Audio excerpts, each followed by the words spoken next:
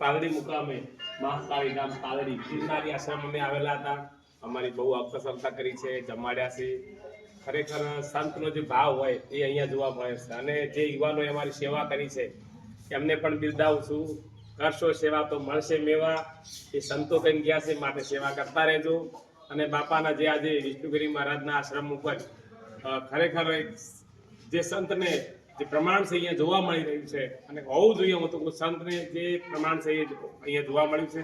અને આજે જે અમને સંતોનો એક બધા સંતો બોલાવી અને અહીંયા બોલાયા અને બધાને જમાડ્યા, બધાને આંતરસત્તા કરી, બદલ બાપુનો ખૂબ ખૂબ આભાર માનું છું. અને જે સંત પ્રત્યે અમને અને સંતો ભક્તો પ્રત્યે બાપુને ખૂબ પ્રેમ ભાવ છે. અમને પણ બહુ મળીને આનંદ થયો. અને તમે પણ આ બાજુ નીકળો તો પાલડી મુકામે જે મહાકાળી ધામ પાલડી ગિરનારી આશ્રમ છે ત્યાં આવજો.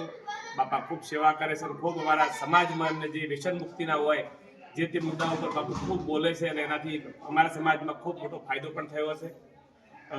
ખૂબ બાપાના ચરણોમાં વંદન. જય સદારામ બાપા, જય ગિરનારી બાપુ, જય જવાન, જય કિસાન.